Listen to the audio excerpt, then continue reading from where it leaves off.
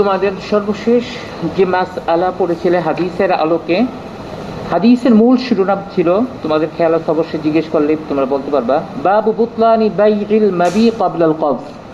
কোনো জিনিস হস্তগত করার পূর্বে, কবজ মানে হস্তগত ঠিক নয়, নিজের আয়ত্তে আনার পূর্বে সেটাকে পুনরায় বিক্রি করার সুযোগ নাই, জায়েজ নাই। হাদিসে সম্পূর্ণরূপে কোনো জিনিস ক্রয় করার পর সেটাকে কবজ করার পূর্বেই বিক্রি করাকে নিষেধ করেছেন। মূল কারণ হলো কি? শাহপরান বলতো, নিষেধ করার মূল কারণ কি? একটা কারণ বলছে, কারণ মাবিকে যদি কবজ করার পূর্বেই বিক্রি করা হয় তাহলে কিন্তু সুযোগ সৃষ্টি হয় মাবি হাতে আসার আগেই হাত বদল, একাধিক হাত বদলের, আর যত হাত বদল হবে ততই দাম বৃদ্ধি পাবে। ফলে ক্রেতা যারা এর ভোক্তারা এর ক্ষতিগ্রস্ত হবে, অহেতুক ক্ষতিগ্রস্ত হবে। এই প্রধানত এই কারণ। দুই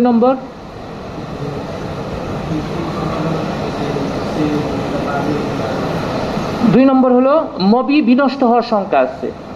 যেটাকে আমি বিক্রয় করলাম, আমিও শাহপরানের কাছে বিক্রি করলাম, আমি রমজানের থেকে এখনো কবজা করিনি।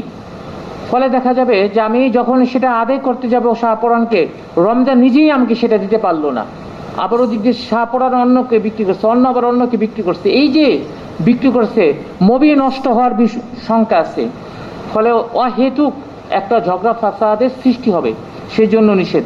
মবি নষ্ট হওয়ার সম্ভাবনা থেকে, পুরোটাই নষ্ট হয়ে যাওয়ার সম্ভাবনা থেকে, হয়তো আংশিক নষ্ট হয়ে যাওয়ার সম্ভাবনা থেকে, কিংবা যেই সিফত শুরুতে ছিল পরবর্তীতে সেই সিফত আর থাকে না, এটা আরো সিফতের মধ্যে পরিবর্তন আসে। প্রতিটা জিনিসই ঝগড়ার দিকে টেনে নিয়ে যায়। এই সকল কারণ নিষিদ্ধ। ওকে উঠাও ভাই, উঠাও, ওকে পড়া জিজ্ঞেস করবো। তারা এই 3 নম্বর কারণ কি বলতে পারো? রমজান 3 নম্বর কারণ কি? এইটা তোমাদের বলি নাই। এটা হলো বায়ে যখন বিক্রয় করবে, যেহেতু সে মবি না পাওয়ার আগেই বিক্রি করে দিছে, দাম বেশি পাওয়ার লোভে এমন আছে সেই দ্বিতীয় বাইকে বিনষ্ট করে তৃতীয় আরেক জায়গায় বিক্রি করে দিবে। আমি শাহপরানের কাছে বিক্রি করছি, মবি তো আমার হাতে আসে নাই, দেখলাম শাহপরানের কাছে যা বিক্রি করছি তার থেকে আরো বেশি দামে রমজানের কাছে বিক্রি করতে পারবো। এখনো মবি হাতে নেই। মবি হাতে নিলে তো সাথে সাথে আমি শাহপরানকে হস্তান্তর করে দিতাম, কিন্তু মবি যেহেতু হাতে নেই, আমি প্রথমে শাহপরানের কাছে বিক্রি করলাম। পরবর্তীতে আমার দাম বৃদ্ধি পাওয়ার কারণে শাহপরানের সাথে এটা বাতিল করে আমি রমজানের কাছে বিক্রি করার সুযোগ সৃষ্টি হবে। ফলে অহেতুক ফিতনা ফাসাদের, ঝগড়া বিবাদের সৃষ্টি হবে। এই বিভিন্ন কারণে রাসূল করিম সাল্লাল্লাহু আলাইহি ওয়াসাল্লাম মবি কবজা করার পূর্বে বিক্রি করাকে নিষিদ্ধ করেছেন। ঠিক আছে, এই মাসআলা আমরা পড়েছি। কবজা করার অর্থ কি সেটাও আমরা সেদিন পড়েছি। কবজা করার অর্থ হলো, কবজা বিভিন্নভাবে হতে পারে, মেপে হতে পারে, ঠিক আছে, ওজন করে হতে পারে, সীমানা দিয়ে হতে পারে, কিংবা স্পর্শ করার দ্বারা হতে পারে, বিভিন্নভাবে হতে পারে। ইয়াস্তাউফিয়া আর ইয়াকবিজা দুটার অর্থ হুবহু একই, তবে কেউ পার্থক্য পড়ে। কেউ ইয়াস্তাউফিয়াহু দ্বারা মুরাদ নেন মেপে নেওয়া অথবা ওজনে করে নেওয়া, আর ইয়াকবিজাহু মেপে ওজনে বাউন্ডারি দিয়ে বুঝে, যে কোনো উপায়ে যেখানে বোঝা যায়, নতুন ক্রেতার কর্তৃত্ব বোঝা যায় যেই সকল সুরত, সেটাকেই বলা হয় কবজ। এগুলো আমরা কবজ করার পূর্বে এগুলো জায়েজ নাই।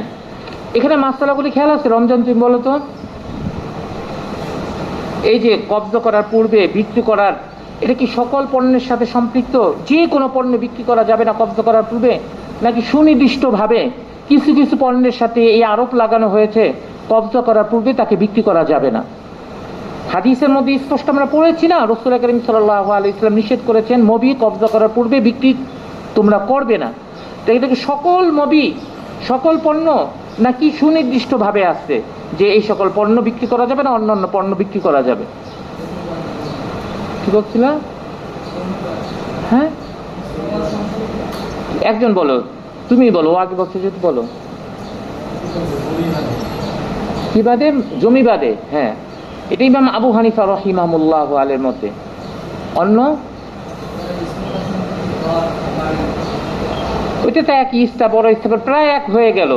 এইখানে যে ইখতিলাফটা আছে তোমাদের খেয়াল নাই, মানে এগুলো তাহলে পরীক্ষায় কি খেয়াল থাকবে? উসমান আল বাক্তির কথা বলেছিলাম, তিনি একজন মুজতাহিদ। উসমান আল বাক্তি রহিমাহুল্লাহু আলাইহি, তিনি একদম এই সকল হাদিসের বিপরীতে যে এমন একটা মাযহাব বলেন যে মাযহাবের সাথে হাদিসের বিন্দু মাত্র সামঞ্জস্যতা নাই। উসমান আল বাক্তি রহিমাহুল্লাহু আলাইহি বলেন যে কোনো পণ্যে কবজ করার পূর্বেই বিক্রি করা যাবে। এটা ওসমান আল বাক্তির কথা বলেছিলাম। এর উত্তরে আমরা বলছিলাম এটা হতেই পারে না। ওসমান আল বাক্তি হাদিস সুস্পষ্টভাবে এরকম হাদিস থাকার পরও এই ধরনের মাযহাব বা এই ধরনের মতামত ব্যক্ত করতে পারেন না। সম্ভবত ওসমান আল বাক্তি রহিমাহুল্লাহু আলাইহি এই হাদিস তিনি দেখেন নাই, কিংবা তার কাছে এই হাদিস আসেনি। সেই জন্য নিজের বিবেচনায় নিজ থেকে ইজতিহাদানা তিনি বলছেন যে মবি কবজা করার পূর্বে বিক্রি করার সুযোগ আছে। এটা আমরা বলছিলাম ওসমান আল বাক্তির ক্ষেত্রে। রমজান, তুমি তো ফেল, এই যে ক্লাস শেষ হলে ওদিক চলে যাও, তো এগুলো পড়া না পড়লে কি অবস্থা? তারপরে কার কথা ছিল? আর কে বলবা? তুমি বলতে পারবা? কি মোল্লা যিনি, ইয়াসিন মোল্লা, এক ক্লাস বলার কথা মনে হয়, তোমার নাম পড়লে। আচ্ছা হ্যাঁ, বলো। ইমাম শাফি এবং ইমাম মোহাম্মদ, ইমাম শাফি এবং ইমাম মোহাম্মদ রহিমাহুল্লাহু আলাইহি বলেন সব ধরনের, মানে এটা সব ধরনের না বলে যে কোনো পণ্যই কবজ করার পর, সব ধরনের এটা বলবো না, এই ক্ষেত্রে যে কোনো পণ্যই কবজ করার পূর্বে বিক্রি করার সুযোগ নেই, ইমাম শাফি আর ইমাম মোহাম্মদ রহিমাহুল্লাহু আলাইহি বলেন। অপরদিকে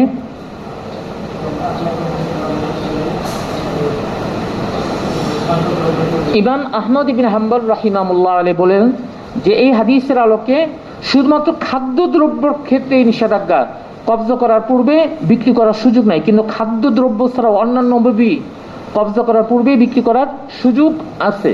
হ্যাঁ,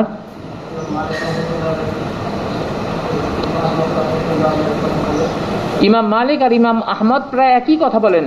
ইমাম আহমদ রহিমাহুল্লাহ আলাইহি বলেন এই হাদিসের নিষেধাজ্ঞা শুধুমাত্র খাদ্যদ্রব্যের উপর, আর ইমাম মালিক বলেন যে সকল খাদ্যদ্রব্য না, যে সকল খাদ্যদ্রব্য ওজন করে কায়েল করে বিক্রি করা হয় সেগুলো নিষেধ, অন্যগুলো নিষিদ্ধ নয়। আর ইমাম আবু হানিফা রহিমাহুল্লাহ আলাইহি বলেন যেটা ওরা বলল যে এটা কোন সবগুলি বিক্রি করা যাবে কি না, কোনোটাই কবজ করার পূর্বে কি করা বিক্রি করা যাবে না, তবে শুধুমাত্র কি ছাড়া, স্থাবর সম্পত্তি ছাড়া। স্থাবর, কারণ এটা বিনষ্ট হওয়ার শঙ্কা নেই। ওই যে আমরা একটা বলছিলাম সিফতটা নষ্ট হয়ে গেছে অথবা মবিটা নষ্ট হয়ে গেছে, স্থাবর সম্পদ সেটা নষ্ট হওয়ার কোনো সুযোগ নাই। হ্যাঁ, স্থাবর সম্পত্তিও যদি এমন হয় ভাঙন প্রবণ এলাকা, নদীর ধার, যেখানে ভেঙে যাওয়ার সম্ভাবনা আছে, সে জায়গায়ও তোমার কবজা করার পূর্বে নতুন ক্রেতা বিক্রি করতে পারবে না, আগে কবজা করবে তারপরে বিক্রি করবে। ঠিক আছে, এই মাসলাগুলো আমরা বলেছিলাম। সবাই দলিল দিচ্ছিলেন। এর ভিতর ইমাম শাফি রহিমাহুল্লাহ আলাইহি হাকিম ইবনে হিজাম রাদিয়াল্লাহু তাআলা আনহুর হাদিস দ্বারা দলিল দেন, قال قلت يا رسول الله إني أبيع هذه البيوع فما أحل لي منه وما يحرم علي فقال يا ابن أخي لا تبيعن شيئا حتى تقبضه। হাকিম ইবনে হিজাম রাদিয়াল্লাহু তাআলা আনহু বলছিলেন, ইয়া রাসূলুল্লাহ, আমরা তো এই ধরনের ক্রয় বিক্রয় করি, এই ব্যাপারে আপনার নির্দেশনা কি? এই ক্ষেত্রে বিক্রি করার ক্ষেত্রে কোনগুলো আমাদের জন্য বৈধতা রয়েছে, আর এর মধ্যে কোন কোন জিনিস আমাদের জন্য অবৈধ? রাসূল কারীম সাল্লাল্লাহু আলাইহি ওয়াসাল্লাম তাকে প্রিয় ভ্রাতৃস্পুত্র সম্বোধন করে বলছিলেন, তোমরা প্রতিটা জিনিসই, যা কোনো জিনিসই কবজ করার পূর্বে বিক্রি করতে পারবে না। এখানে শাইআন শব্দটা ইস্তেমাল করা হয়েছে। এই শাইআন শব্দ দ্বারা ইমামকে দেখি, শাইআন শব্দ দ্বারা কে? ইমাম আবু হানিফা। পরে আসি ইমাম আবু হানিফা, এই ছাড়া একজন কি, কোন ইমাম? শাইআন কোনো জিনিসই বিক্রি করতে পারবে না। ইমাম শাফি আর ইমাম মোহাম্মদ রহিমাহুল্লাহ আলাইহি বলেন যেহেতু শাইআন শব্দটা নেওয়া হয়েছে, তো সকল পণ্যের ক্ষেত্রে একই হুকুম।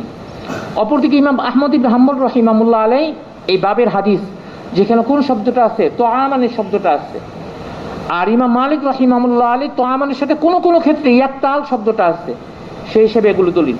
আর ইমাম আবু হানিফা রহিমাহুল্লাহ আলাইহি দলিল সেই সকল হাদিস যেগুলো ইমাম শাফি রহিমাহুল্লাহ আলাইহি দলিল দেন, কিংবা এই বাবের মফহুম যেটা ইমাম শাফি রহিমাহুল্লাহ আলাইহি যে হাদিস দ্বারা দলিল দেন, এই হাদিসের মধ্যে উত্তর বলি, কারণ তিনি তো বলেন কোনো বস্তু বিক্রি করা যায় না, আমরা বলি স্থাবর সম্পত্তি বিক্রি করা যায়, তা আমাদের পক্ষ থেকে তার উত্তর হলো যে এই হাদিসের মধ্যে সনদের মধ্যে ইস্তিরাব আছে। ইস্তিরাব বুঝো?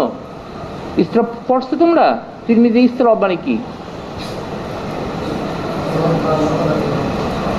সনদ অথবা মতনের মধ্যে কি ভিন্নতা? তো সমস্যা নাই, সনদ আর মতনের মধ্যে যদি ভিন্নতা আসে, মফহুম যদি একই থাকে, তাহলে সমস্যা কি? হ্যাঁ, এটা তো ইসতিরাব না। কি ইসতিরাব মানে কি? ইসতিরাব মানে বাংলায় যদি এক গোল মেলে, মানে এলোমেলো, একটার সাথে আরেকটা সামঞ্জস্যতা নাই, বিভিন্ন জায়গা দিয়ে সমস্যা, এমন সমস্যার সৃষ্টি হয়েছে, গোলমেলে শুরু হয়েছে, যানজট লাগে না, আর বের হওয়া যায় না। এখানে তো যানজট কি, ইউরোপের যানজট, লন্ডনের যানজট 2 দিনও লেগে যায় ছুটতে অনেক সময়। তো এই যে যানজটের মধ্যে, এমন জটের মধ্যে পড়ছে, কোনো সমাধান খুঁজে পাওয়া যায় না। কিংবা তোমরা এর থেকে ভালো সুন্দর হলো, তোমরা সুতা রেখে দাও না, বিভিন্ন সময় এমন প্যাঁচ লাগে, ওটা কি করা যায় না, খোলা যায় না। এটা সনদ মতনের মধ্যে এমন সমস্যা আছে, এমন প্যাঁচ আছে, এমন সামঞ্জস্যহীনতা, এইটাকে একদম সহি দরজায় রাখা সুযোগ হয় না। এই ধরনের হাদিস দ্বারা, মুস্তালাহ হাদিস দ্বারা দলিল দেওয়া যায় না। এছাড়া এই হাদিস ইবনে হিসাম একজন রাবি আছে, তার ব্যাপারে জাল, মানে তিনি জাল হাদিস বর্ণনা করে, এরকম একটা আরোপ আছে, সেজন্য এই হাদিস দলিল হবে না। ঠিক আছে? আর ইমাম মালিক, ইমাম আহমদ ইবনে হাম্বল রাহিমাহুল্লাহ তোয়ামানের হাদিস দ্বারা দলিল দিচ্ছে না, এগুলো আমরা বলবো তোয়ামান, এই শব্দগুলো, এগুলো কি বলছিলাম আগে, তো বলছিলাম তোমাদের, এগুলো কি কয়েদে ইহতিরাজি নয়, এগুলো হলো কি কয়েদে ইত্তেফাকি। এগুলো আসলে কয়েদে ইহতিরাজি মানে একটাকে উল্লেখ করে আরেকটাকে বাদ দিয়ে দেয়, আর কয়েদে ইত্তেফাকি মানে পূর্বের কথাকে আরো অজাহাত করার জন্য আসে। এই তোয়ামান শব্দগুলো, এগুলো কোনো কয়েদে ইহতিরাজি নয়, বরঞ্চ হলো কি কয়েদে ইত্তেফাকি। বরঞ্চ এই হুকুমটা মুআল্লাল বিইল্লাহ, যে জায়গায় ইল্লত পাওয়া যাবে সেই জায়গায় হুকুম চলে আসবে। মুআল্লাল বিইল্লাহ মানে যে জায়গায় মবি নষ্ট হওয়ার শঙ্কা আছে, কিংবা যে জায়গায় ঝগড়া ফাসাদের কি আছে, শঙ্কা আছে, সে জায়গায় এই হাদিসের হুকুমের নিষেধাজ্ঞা চলে আসবে। ঠিক আছে? এইভাবে আমরা পড়েছিলাম। পড়ো দ্বিতীয় হাদিস, তোমরা পড়ো না,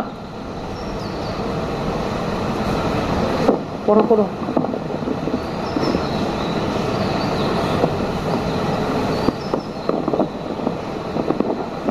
قال ابن عباس بسم الله الرحمن الرحيم قال মানে দ্বিতীয় হাদিসের আগে প্রথম হাদিসের শেষের অংশ আছে, قال ابن عباس قال ابن عباس رضي الله عنهما وأحسب كل شيء مثله। এই যে তোমাদের যদি একটা প্রশ্ন আছে, তোমরা আসলে কতটা বুঝতে পারো বা কিংবা ধরো আগের হাদিসের মধ্যে রয়েছে, আগের অংশ তোমরা খেয়াল করো।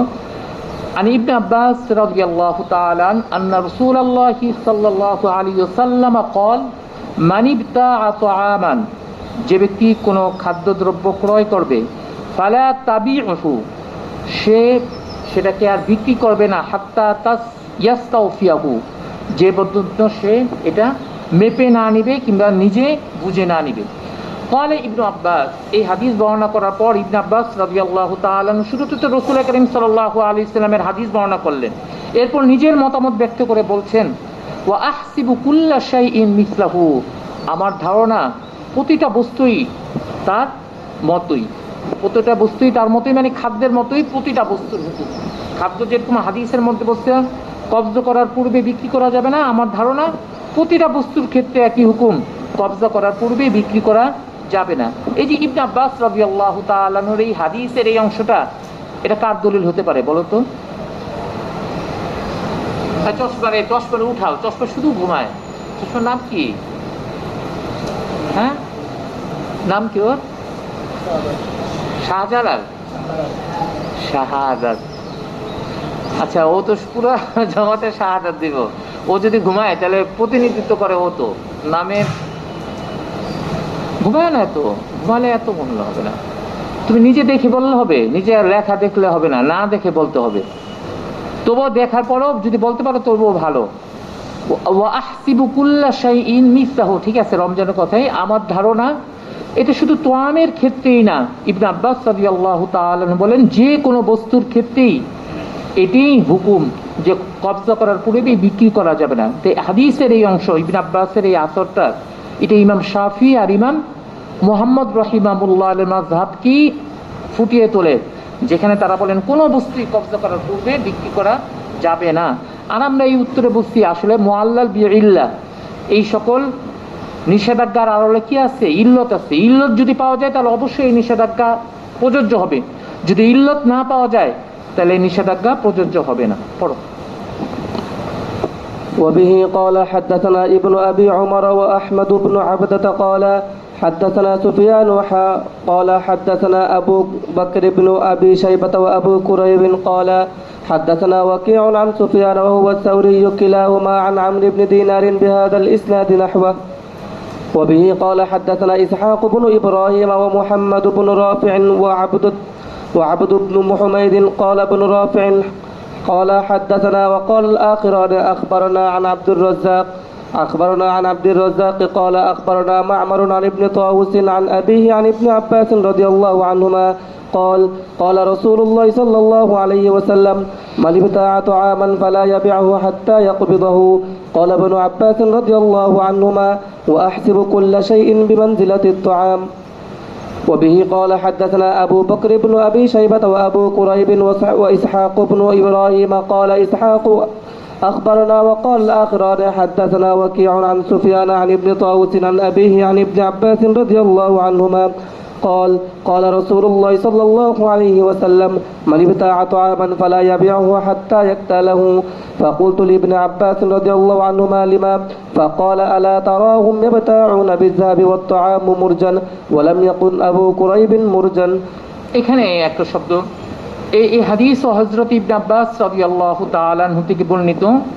এখানে প্রথম অংশ তো আমরা আগেই পড়ে আসলাম, ক্বালা রাসূলুল্লাহ সাল্লাল্লাহু আলাইহি ওয়াসাল্লাম মান ইবতাআ তাআমান, যে ব্যক্তি কোনো খাদ্যদ্রব্য ক্রয় করবে, ফালা ইয়াবিউহু হাত্তা ইয়াক্তালাহু, সে আর পুনরায় বিক্রি করবে না যে পর্যন্ত সেটা মেপে না নিবে। তো এখানে এই অংশটা কার দলিল হতে পারে? ইমাম কার? ইমাম হাত্তা ইয়াক্তালাহু, কোনো ব্যক্তি যদি খাদ্যদ্রব্য ক্রয় করে তাহলে পুনরায় বিক্রি করবে না যে পর্যন্ত সে মেপে না নিবে। ইমাম মালিক রাহিমাহুল্লাহ আলাইহি তিনি শুধু খাদ্যদ্রব্য, সকল খাদ্যদ্রব্যের কথা বলেন নেই, যে সকল খাদ্যদ্রব্য মেপে বিক্রি করা হয় সেগুলোর কথাই বলা হয়েছিল। শাকসবজি তো আটিতে বিক্রি করা হয়, ঠিক না? আটিতে ডিম, কলা, এগুলো তো আর কি করা হয় না, মেপে বিক্রি করা হয় না। আচ্ছা, আমরা ওইটা আবার, তো ওগুলি অন্তর্ভুক্ত নয় ইমাম মালিক রাহিমাহুল্লাহ আলাইহি। ইমাম মালিক রাহিমাহুল্লাহ দলিলের হাদিস।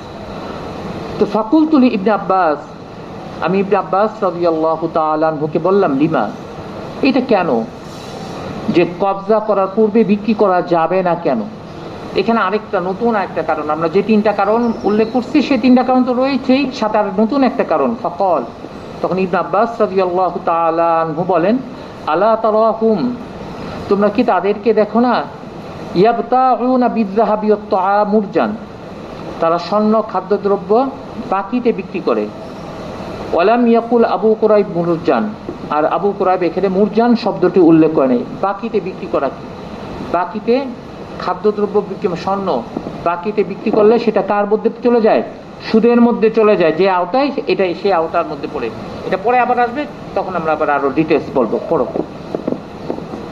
وبه قال حدثنا عبد الله بن مسلمة القعنبي قال حدثنا مالك قال وحدثنا يحيى بن يحيى قال قرأت على مالك عن نافع عن ابن عمر رضي الله عنهما أن رسول الله صلى الله عليه وسلم قال من ابتاع طعاما فلا يبيعه حتى يستوفيه. وبه قال حدثنا يحيى بن يحيى قال قرأت على مالك عن نافع عن ابن عمر رضي الله عنهما قال كنا في زمان رسول الله صلى الله عليه وسلم نبتاع الطعام ويبعث علينا من يأمرنا بانتقاله من المكان الذي ابتعناه فيه إلى مكان سواه قبل أن نبيعه. وبه قال حدثنا أبو بكر بن أبي شيبة قال حدثنا علي بن مسهر عن عبيد الله قال وحدثنا محمد بن عبد الله بن এই হাদিসের অর্থটা একটু নতুন। আন ইবনে উমর রাদিয়াল্লাহু তাআলা আনহুমা قال كنا في زمان رسول الله صلى الله عليه وسلم نبتاع الطعام, রাসূল করিম সাল্লাল্লাহু আলাইহি ওয়াসাল্লামের সময় আমরা খাদ্যদ্রব্য ক্রয় বিক্রয় করতাম। যখন রাসূল করিম সাল্লাল্লাহু আলাইহি ওয়াসাল্লাম ছিলেন তখন আমরা খাদ্যদ্রব্য ক্রয় বিক্রয় করতাম। খোদ নিজে ক্রয় বিক্রয় করতে হবে ব্যাপারটা এমন নয়, ইবনে উমর নিজে বিক্রি করছে এটা না। এটা মূল উদ্দেশ্য হলো ওই সময়ে রাসূল করিম সাল্লাল্লাহু আলাইহি ওয়াসাল্লামের জমানায় যে খাদ্যদ্রব্য ক্রয় বিক্রয় হতো তার চিত্রটা তুলে ধরা। তো ইবনে উমর রাদিয়াল্লাহু তাআলা আনহু বলেন যে রাসূল করিম সাল্লাল্লাহু আলাইহি ওয়াসাল্লামের জমানায় আমরা খাদ্যদ্রব্য ক্রয় বিক্রয় করতাম। ফায়াবাসু আলাইনা, তো রাসূল করিম সাল্লাল্লাহু আলাইহি ওয়াসাল্লাম আমাদের খাদ্যদ্রব্য ক্রয় বিক্রয়ের এই পদ্ধতি দেখে, এই অবস্থা দেখে আমাদের নিকট একজনকে পাঠালেন। মাইয়া মুরুনা, যিনি এসে আমাদেরকে নির্দেশ দিতেন, বলতেন বিইনতিকালিহি মিনাল মাকান আল্লাযী ইবতানাহু ফীহি, যে জায়গায় আমরা কোনো পণ্য দ্রব্য ক্রয় করছি সেখান থেকে যেন আমরা নিয়ে যাই, স্থানান্তর করি, ইলা মাকান সিবাহু, অন্য জায়গায়, পূর্বের জায়গা ছাড়া অন্য জায়গায় যেন নিয়ে যাই, ক্বাবলা আন নাবিয়াহু, সেটাকে পুনরায় বিক্রি করার পূর্বেই। তো রাসূল করিম সাল্লাল্লাহু আলাইহি ওয়াসাল্লামের জমানায় আমরা যখন ক্রয় বিক্রয় করতাম, তখন একবার রাসূল করিম সাল্লাল্লাহু আলাইহি ওয়াসাল্লাম একজন লোককে পাঠালেন আমাদের কাছে, যিনি এসে আমাদেরকে নির্দেশ দিলেন যে তোমরা যে স্থানে খাদ্যদ্রব্য ক্রয় বিক্রয় করো সেখান থেকে অন্য জায়গায় খাদ্যদ্রব্য নিয়ে যাওয়ার পূর্বে তোমরা আর এই খাদ্যকে বিক্রি করো না, এটা নির্দেশ দিচ্ছে। ঠিক আছে, এখানে তো আমরা পূর্বের হাদিসের এই কথাটা এখানে উল্লেখ করলো, কিন্তু এখানে নতুন আর একটা ব্যাপার, সেটা হলো ইমাম শাফি রাহিমাহুল্লাহ আলাইহি হাত্তা ইয়াস্তাওফিয়াহু দ্বারা কি, কবজা করা দ্বারা মুরাদ কি, বা কবজা দ্বারা ইমাম শাফি রাহিমাহুল্লাহ আলাইহির মত হলো পরিপূর্ণভাবে নিজের কাছে বুঝে নেওয়া, সেটাকে কি বলা হয়, কবজা বলা হয়। আর ইমাম আবু হানিফা রাহিমাহুল্লাহ আলাইহি বলেন নিজের কাছেই নিতে হবে, ব্যাপারটা এমন নয়। কখনো কখনো কোনো বস্তু নিজের কাছে নেওয়ার মধ্যে কবজা প্রতিষ্ঠিত হয়, কখনো বাউন্ডারি দেওয়ার মাধ্যমে হয়, কখনো শুধুমাত্র ছোঁয়ার মাধ্যমে, স্পর্শ করার মাধ্যমেও কি করা হয়, কবজা হয়। যেমন তুমি কোনো পণ্য ক্রয় করবা, পণ্য যখন বাজার থেকে ক্রয় করে, একটা তরমুজ দেখো তুমি পছন্দ করছো, ইশারা দিচ্ছ, যখন ইশারা দিচ্ছ তখন কিন্তু আরেকজন যদি এটা চায় তাহলে আর কে দেয় না, দোকানদার বলে না এটা না, অন্য একটা দেন, এটা উনি দেখছে, এটা বলি না, মানে একটা দ্বারা এটা কবজা মোটাটো হয়ে যায়। তো বিভিন্নভাবে কবজা হয়, যেই সকল বস্তু দ্বারা নিজের আয়ত্তে এসেছে বোঝা যায় সেগুলো দ্বারাই কি হবে, কবজা প্রতিষ্ঠিত হবে। যেমন এখানে মাপার কথা নাই, নিজের আয়ত্তে নেওয়ার কথা নাই, বরঞ্চ কি আছে, যে পর্যন্ত এক স্থান থেকে অন্য জায়গায় স্থানান্তর করে না হয় তার আগে যেন বিক্রি করা না হয়, এই অংশ দ্বারা বোঝা যায়। এই দ্বারা মূল উদ্দেশ্য হলো নিজের জিম্মায় নিয়ে যাওয়া। এই হাদিসের আলোকে স্পষ্টভাবে ইমাম আবু হানিফা রাহিমাহুল্লাহ আলাইহি বলেন। পড়ো। وبه قال حدثنا أبو بكر بن أبي شيبة قال حدثنا علي بن مسهر عن عبيد الله قال وحدثنا محمد بن عبد الله بن نمير واللفظ له قال حدثنا أبي قال حدثنا عبيد الله عن نافع عن ابن عمر رضي الله عنهما أن رسول الله صلى الله عليه وسلم قال من اشترى طعاما فلا يبيعه حتى يستوفيه قال وكنا نشتري الطعام من الركبان جزافا অনুমান করে, মাপ দিয়ে না, অনুমান করে ক্রয় বিক্রয় করতাম। হ্যাঁ, فنهانا رسول الله صلى الله عليه وسلم أن نبيعه حتى ننقله من مكانه. وبه قال حدثني حرملة بن يحيى قال أخبرنا عبد الله بن وهب قال حدثني عمر بن محمد عن نافع عن عبد الله بن عمر رضي الله عنهما أن رسول الله صلى الله عليه وسلم قال من اشترى طعاما فلا يبيعه حتى يستوفيه ويقبضه.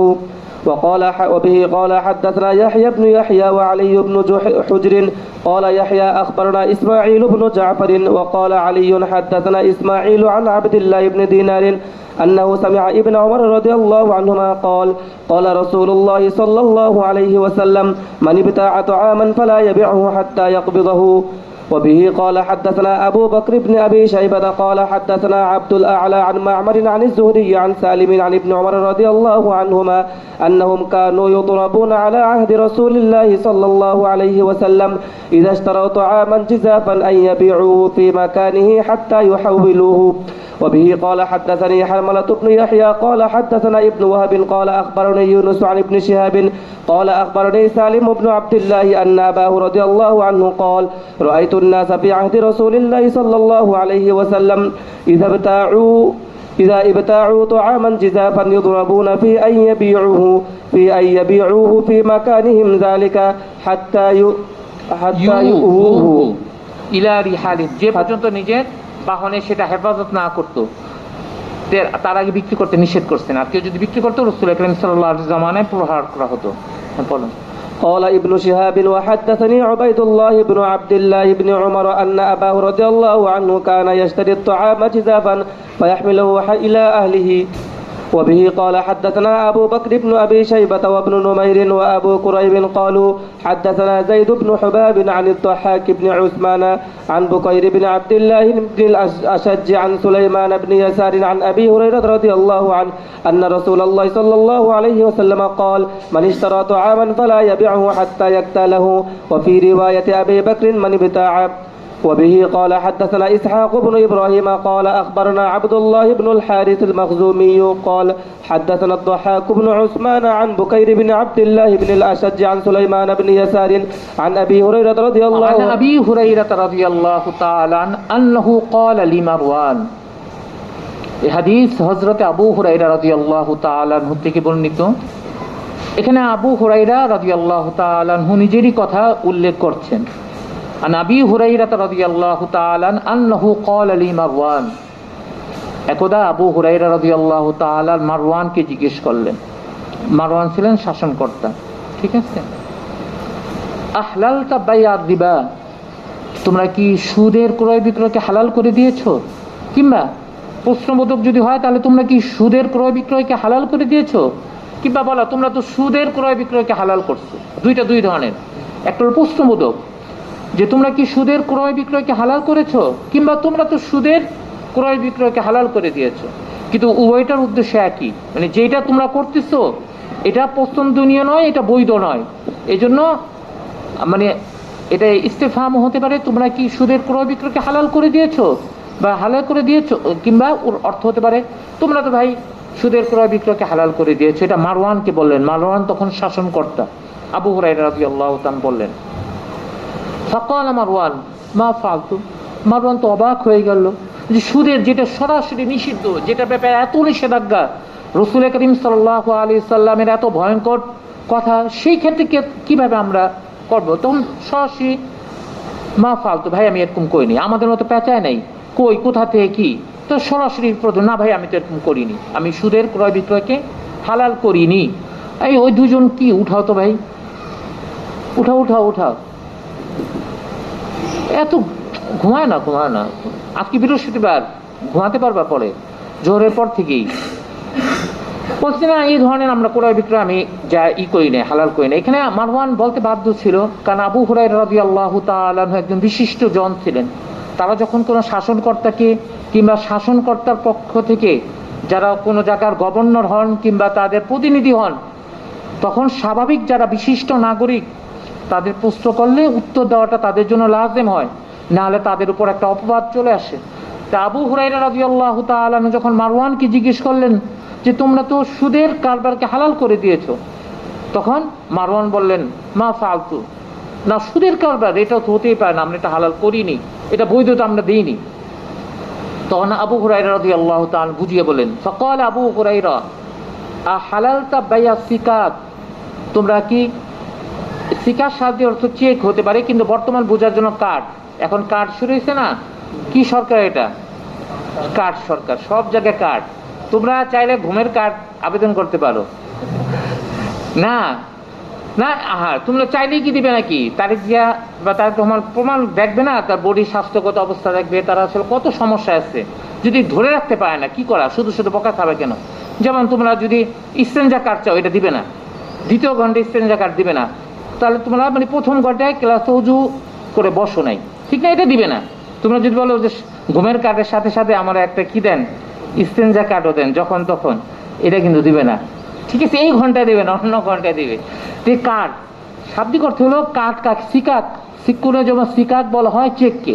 চেক মানে কি, যেটাকে সুনির্দিষ্ট একটা অঙ্ক দেওয়ার কথা থাকে, কিংবা যে জায়গায় সুনির্দিষ্টভাবে কিছু পরিমাপ খাবার দেওয়ার কথা থাকে, সেটাকে কি বলা হয়, চেক বলা হয়। কিন্তু আমরা বর্তমানে খাবারের ক্ষেত্রে আমরা কোনটা বুঝতে পারি, কার্ড বুঝতে পারি। সত্যিকার অর্থে বর্তমান সময়ে যে কার্ডগুলি দিতেছে, ফ্যামিলি কার্ড থেকে শুরু করে, এগুলো নির্দিষ্ট হারে কি দিবে, তোমার একটা অঙ্ক দিবে অথবা খাবার দিবে না। তো যেগুলোর মধ্যে লেখা থাকে যে সুনির্দিষ্টভাবে কোনো একটা অঙ্ক দিবে সরকারের পক্ষ থেকে, অথবা কোনো এক পরিমাপ খাবার দিবে, সেটাকে কি বলা হয়, কার্ড বলা হয়। অথবা চেক বলা হয়, সিকাত বলা হয় তার জমা। তো মারওয়ানের জমানায় বর্তমান যেরকম কার্ড, ওই জমানায় এরকম কার্ড ছিল, চেক ছিল, সরকারের পক্ষ থেকে মানুষের খাদ্যদ্রব্য দেওয়ার জন্য এগুলো দেওয়া হতো। আমাদের সময়, আমাদের ছোটবেলায় আমরা দেখছি প্রায় প্রতিটা ঘরে ঘরে রেশন কার্ড ছিল। তোমরা এটা দেখো নাই, শহরের মানুষের রেশন কার্ড ছিল। রেশন কার্ড হলো, রেশন কার্ড দিলে বাজারে যে মূল্য তার থেকে কম মূল্যে রেশন থেকে আনতে পারতো। ইভেন দারুল উলুম দেওবন্দ কি আছে, কার্ড সিস্টেম আছে। দারুল উলুম দেওবন্দে কার্ড সিস্টেম হলো দুই ধরনের দাখিলাতো, একটা হলো ইমদাদি, একটা হলো গাইর ইমদাদি। দেখছো তোমাদের মাদ্রাসার সাথে মিলে গেছে ইমদাদি। ইমদাদি মানে যে হলো যে খানা সহকারে ভর্তি হওয়ার সুযোগ পাবে, মানে 37 নম্বর পাবে, যিনি 50-এর মধ্যে 37 পাবে, যে সে হলো ভর্তি হতে পারলে হলো ইমদাদি। আর 33 নম্বর হলো পাস, হলো 33-এ, 50-এর মধ্যে 33-এ পাস। 33-এ যদি পায় তাহলে সে গাইর ইমদাদি। ভর্তি হওয়ার সুযোগও যদি পায় তাহলে সে কি পাবে না, খানা পাবে না, খাবার পাবে না। তারপরে এই যে এই সকল কার্ড, যে কার্ডের মধ্যে থাকে তুমি বাইরে চিনি ধরো 10 টাকা কেজি, এই মাদ্রাসা থেকে কার্ডের মাধ্যমে 2 টাকা কেজি নিবে। আবার কেরোসিন আছে, এখানে কেরোসিন প্রয়োজন, তো কেরোসিনও তুমি এই অল্প দামে পাবা। এই কার্ডের অনেক সুবিধা আছে। প্রতি মাসের শেষে ভাতা পাবা। তোমরা শুনছো ভাতা? ভাতা পায় শুনছো বাংলাদেশে? এখানে পায়। আমাদের সময় আমরা 60 টাকা করে পেতাম, এখন 200 টাকা করে দেয়, 200 রুপি করে দেয়।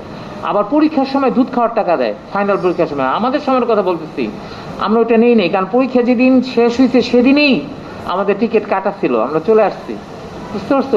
এই বিশাল লাইন হয় অনেক, এই লাইন ভেঙে আমরা 100 টাকা নেওয়ার জন্য এই দাম পাইনে চলে আসছি। এই যে কার্ড, দারুল উলুম দেওবন্দের পক্ষ থেকে, সরকার পক্ষ থেকে না, দারুল উলুম দেওবন্দের। হ্যাঁ, সিরিয়াল হবে না? ইমদাদি অনেক আছে না, ইমদাদি এক জায়গা থেকে তো দেয়, সিরিয়াল তো হবেই। আর এইটার মধ্যে উৎসাহ বেশি, একটা টাকা পায়, কে না এটা বলো, এটা একটা অন্য উৎসাহ তো লাগেই, সবাই লাইন ধরে। দুধ খাওয়ার টাকা কিন্তু পরীক্ষার আগে দেয় না, পরীক্ষা পরে দেয়। তবে দুধের টাকা নিয়ে যদি ভাইগে যায় এই জন্য বলে দেয় না, পরীক্ষার পরে দেয়। বিশাল লাইন, কে লাইন নিয়ে যায়? ওদের জন্য তো মানে 1 টাকা অনেক টাকা। ওইখানে আমরা যখন 5 পয়সা ফেরত দিচ্ছে তর্কে কেনার পর, আমি তো অবাক হয়ে গেছি, 5 পয়সা ফেরত দেয়, বুঝলে না? ওইখানে অনেক টাকার খুব ক্রাইসিস ছিল, সেই জন্য তাদের কাছে 100 টাকা মানে 10,000 টাকার মতো, সত্যিকার অর্থে। যাই হোক, এগুলোর মধ্যে কি আছে, এই যে সুনির্দিষ্ট লেখা থাকে। তা কার্ডও আছে, কার্ড সিস্টেম। আমাদের এই ঢাকা শহরে কার্ড ছিল, সরকারের পক্ষ থেকে কার্ড, এটা যদি দেয় অল্প দামে দিবে। আর ক্ষেত্র বিশেষে তো কোনো টাকাই লাগবে না, যেমন বর্তমান সরকার দিচ্ছে ফ্যামিলি কার্ড, কিংবা এই যে ফুটপাথ কার্ডও দিবে, যে বিভিন্ন যে কার্ড আছে না, মানে কার্ডের সরকার। এই সরকার যেগুলি দিচ্ছে ওটা সিকাত বলা হয়। তো ওই সময়ে মারওয়ানের সময়ও কি ছিল, জনগণের কাছে কি দিচ্ছিল, এই কার্ড দিচ্ছিল। তো এই কার্ড কি করতো, ওই যে সুবিধাবাদী না, ধরো ঘুমানোর টাইম চলে যাবে, এখন কার্ড দিয়ে যদি কি করে আনতে, কার্ড দিয়ে যদি খাবার তুলতে যায়, ঘুমানোর টাইম চলে যাবে, খাবার ধরো 500 টাকার খাবার পাবে, ধর আমি এটা 400 টাকায় বিক্রি করে দিই, তবু একটু ঘুমায়নি, ঠিক আছে না? তো 400 টাকায় বিক্রি করলো, খাবার তোলার পূর্বেই কার্ডটা অন্য একজনের কাছে কি করে দিল, বিক্রি করে দিল না? ওই জমানের বিক্রি করা হতো খাবারের কার্ড, আমারটা অন্য একজনের কাছে বিক্রি করে দিলাম। এরকম কার্ড, ওই যে খাবারের যে কার্ড আছে না, খাবারের এরকম একটা কার্ড আছে ছোট, অনেক রূপার না, রূপার না, সাদা সাদা।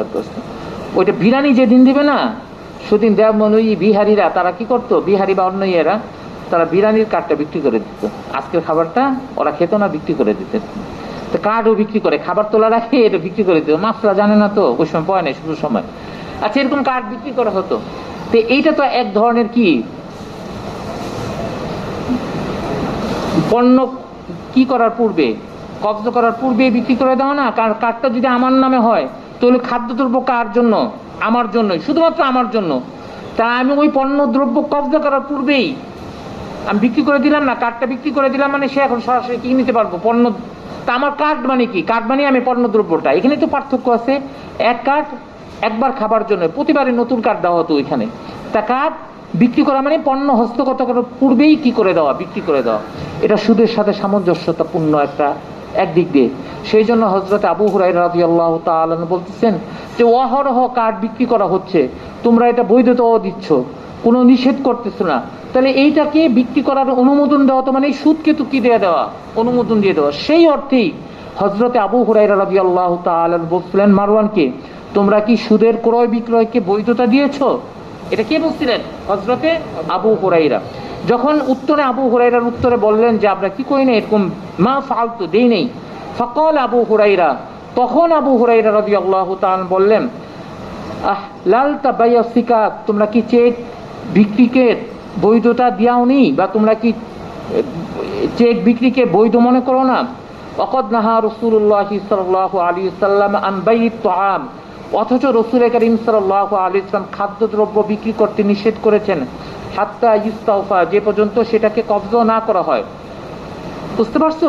এটা কে বললেন? হযরতে আবু হুরায়রা মারওয়ান কি বললো, তোমরা তো কার্ড বিক্রি করো, কিন্তু এটা নিহিত, এটার অন্তর্গত দিকে যদি বিবেচনা করো তাহলে একটা হুকুমের আওতায় পড়ে যায়, নিষেধাজ্ঞার আওতায় পড়ে যায়, তোমরা হয়তো খেয়াল করো নেই।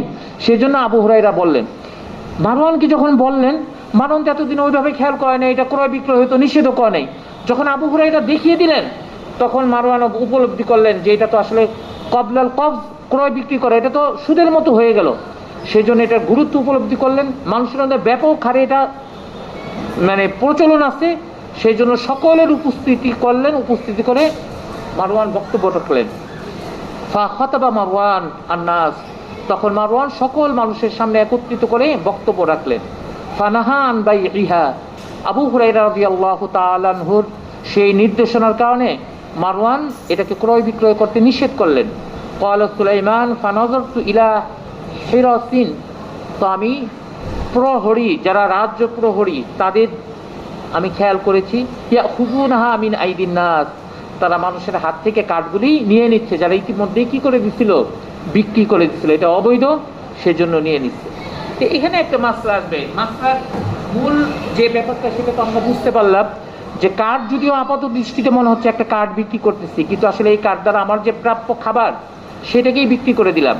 তো সেটাকে আমি এখন কবজা করিনি, আমি এখনো নেই নেওয়ার আগেই বিক্রি করে দিলাম, সেটা তো পূর্বের হাদিসের আওতায় চলে আসে এবং এটার মধ্যে এক ধরনের সুদেরও সন্দেহ থাকে। সেই জন্য হযরত আবু হুরায়রা রাদিয়াল্লাহু তাআলা যখন নিষেধ করলেন, তখন এটা কি হয়ে গেল, মারওয়ান উপলব্ধি করে সকলকে নিষিদ্ধ করে দিলেন। এখানে একটা মাসলা আসে, চেক বিক্রি করা, তারা এটা সম্পূর্ণ কি নিষেধ? ঠিক আছে, চেক মানে কি, যে কাগজের মধ্যে প্রত্যয়নপত্র সরকারের পক্ষ থেকে কিংবা অন্য কারো পক্ষ থেকে যেখানে কোনো টাকা অথবা খাদ্যদ্রব্যের পরিপূর্ণ নিশ্চয়তা দেওয়া হয়, সেটাকেই কি বলা হয়? কার্ড বলা হয়। এগুলোকে বিক্রি করার কোনো কি নাই, সুযোগ নাই, কারণ এটা বিক্রি করা মানে কবলাল কবজ, পণ্যকে কি করে দেওয়া, বিক্রি করে দেওয়া। এটাই তো মাসআলা আমরা পড়লাম। এখন এই মধ্যে কিছু কিছু মাসআলা আসে, যেমন বর্তমানেও চেক বিক্রি করা হয়, কার্ড তো বিক্রি করা হয়, রেশন কার্ড থেকে শুরু করে ফ্যামিলি কার্ড সবই বিক্রি, ভাতা সব। অরিজিনাল যে চেক সেটাও কিন্তু বিক্রি করা হয়, জানো তোমরা? অরিজিনাল চেক বিক্রি করা কিভাবে, কি যে বলছে, জি বলো তো, কে জানি বুঝছিল? অরিজিনাল চেক কিভাবে বিক্রি করা হয়?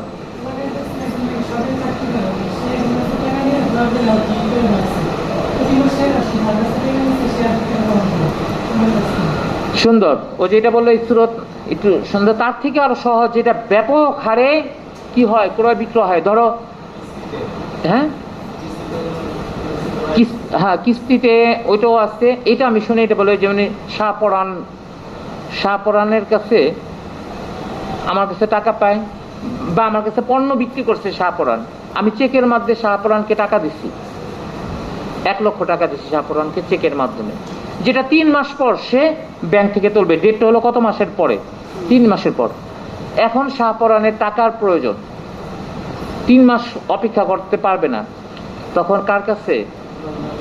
রমজানের কাছে বা কাছে বলে, আমি আর শাহপরানের নাম বলে এত ঘুমায় বলে, বুঝলা, অন্য কোনো কারণ নেই, এত ঘুমায় শাহপরান, মানে শুরু আর শেষ, মানে শুরুতেও ঘুম শেষেও ঘুম, দুই পাশে আরো 2 জন ঘুমাইলে একদম পুরা, মানে তখন খালি মাপতে, আমারে তোমরা নিও না, আমার বাইরেই রাখো, আমার পিছনে যাই কেউ যদি ঘুমায় দেখে নিচে আবার কেউ আছে নাকি, এরকম হয় হ্যাপসানার, এরকম পিছন দিয়ে ঘুমায় থাকে, এরকম আছে। কিন্তু এটা তোমরা অবশ্যই, আমাদের সময় ছিল, আর এখন তো হবেই।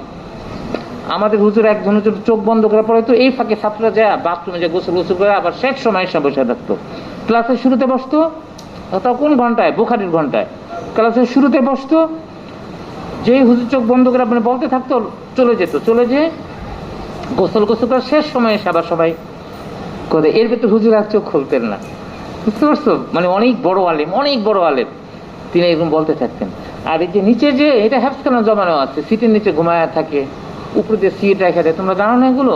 কিছুদিন আগে মারা গেছে, একজন কিন্তু মারা গেছে ময়মনসিংহে একজন, এরকম করোনা মানে উৎসাহ দিতেছেন এটা নিচে সচেতন করার জন্য, তোমরা তো ফারেক হবা, বাচ্চাদের এই ব্যাপারে সতর্ক করবা, বাচ্চারা যেটা একটা মানে মনে করে রোমান্স না, মানে এটা কি বলে রোমাঞ্চকর, এটা মনে করে যে ঘুমাইতে পারছি করতে পারছি, হুজুরা টের পায়নি, কিন্তু এগুলো বিপজ্জনক। মারা গেছে এই কিছুদিন আগে নেত্রকোনা নাকি নেত্রকোনায়, ময়মনসিংহ না। তো এই জন্য শাহপরানের কথা। তো শাহপরানের টাকা প্রয়োজন 1 লাখ টাকা, 1 লাখ টাকা সে যদি নিতে হয় তাহলে আরো 3 মাস অপেক্ষা করতে হবে। এখন টাকা প্রয়োজন, রমজানের কাছে সে এই চেকটাকে বিক্রি করে দিল কত হাজার টাকায়, 80,000 টাকায়। তো রমজান কিনে রাখলো কেন? এই 80,000 টাকা দিয়ে 2 মাস পর তো এই চেক দিয়ে সে কত টাকা লাভ করবে একটা। তো যত ডেট যত কি হবে দূরে হবে তত চেকের দাম মূল্য কমবে, আর যত কাছে যেমন কালকে ভাঙাতে পারবে তখন বলবো 5,000 টাকা তুমি আমার কম দাও, চেকটা নিয়ে নাও। তো এই ধরনের চেক কিন্তু বিক্রি হয় পুরাতন ব্যবসায়ী এলাকায়, যে জায়গায় এই ধরনের ক্রয় বিক্রয় হয়। তো এই হাদিস দ্বারা সুস্পষ্টভাবে বলা হয় যে চেক ক্রয় বিক্রয় কি নাই, জায়েজ নাই, চেক ক্রয় বিক্রয় এটা কোনো জায়েজ হবে না।